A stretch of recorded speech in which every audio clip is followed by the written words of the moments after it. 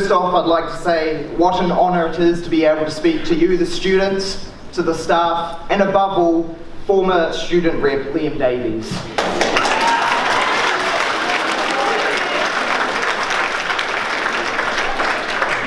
Today I will be reflecting on our past years at Karamu, acknowledging the school leavers, and trying to be somewhat entertaining. But don't get your hopes up, this isn't a Take Autumn speech after all.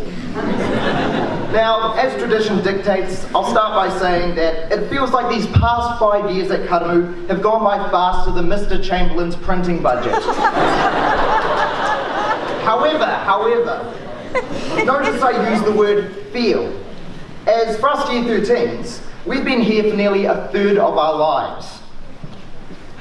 The other 2/3 we spent waiting for Mr. Thompson to hand back marking.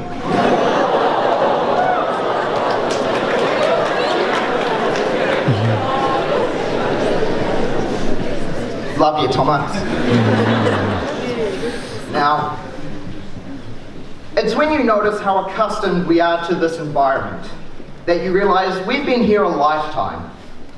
For example, we don't notice that our school bell sounds more like someone's getting arrested, nor do we realise why there's a dog in our classroom from time to time. We've officially become natives.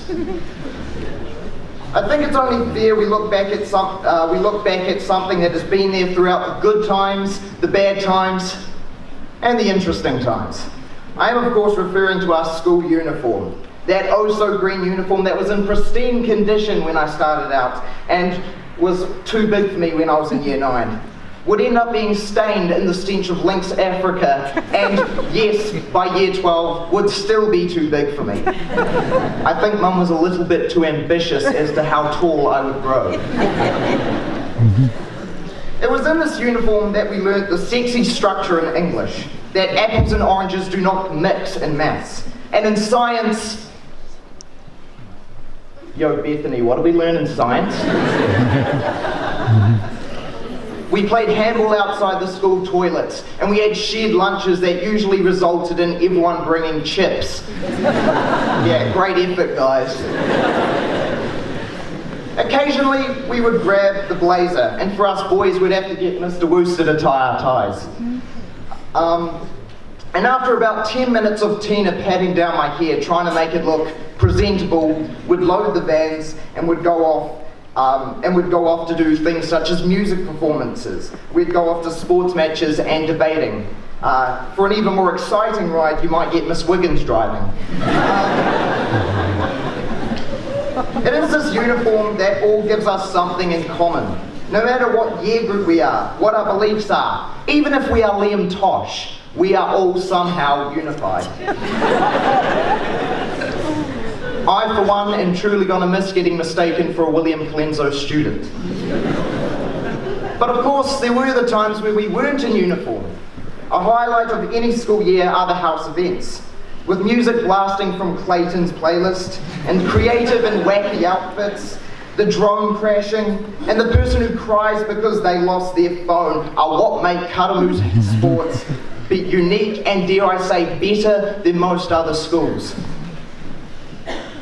Now, I know it's a shame athletics was cancelled this year. I was particularly disappointed that I wouldn't get the signature sunburn I always get. Although, if I really wanted to feel the burn, I would have purchased a nice bottle of Saucy Boys Booty Burner.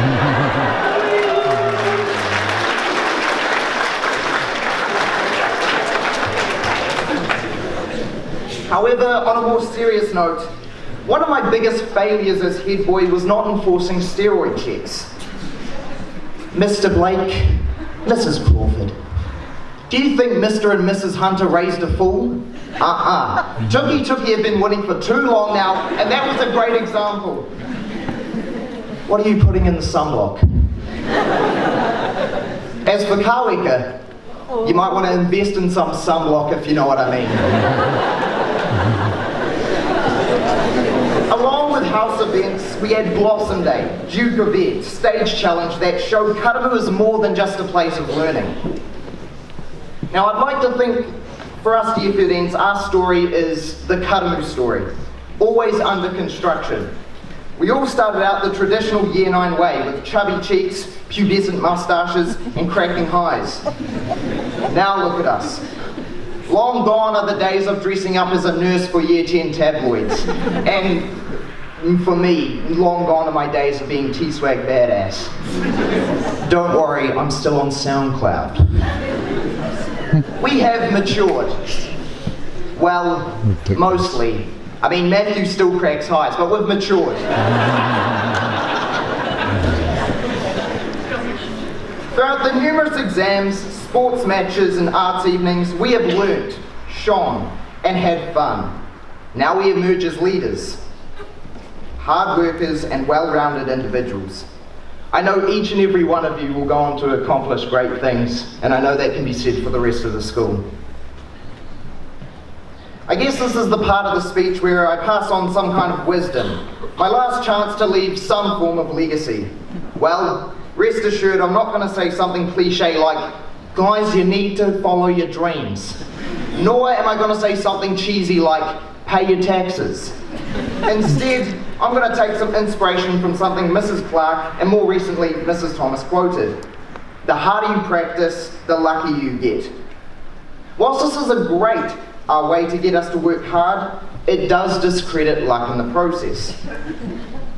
When we live in New Zealand, where you have a say in an honest and uncorrupted democracy, where disease is not widespread and the streets you walk aren't stained and tainted by war, how are we not lucky?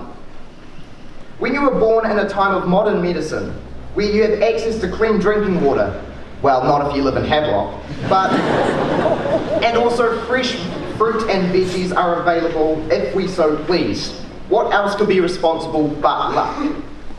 When we go to a school with peers who not only entertain us, but also care and look after us, and employs teachers who go above and beyond what their paycheck requires, who take such care and interest in not just our well-being, but our success, that they'll stay after hours to assist, coach and tutor, whether it be sport, culture, academics, or just life. We are lucky. It's too easy for us not to look beyond ourselves, so embrace what you have. It's amazing how far positivity can take you. Thank you so much, Karamu, for giving me the opportunity to be your head boy. It's been an absolute privilege, and it will always be a proud memory in my life. My biggest regret is that I didn't get to know all of you as much as I should have. My other regret is knowing far too much about some of you. Yeah, you know who you are.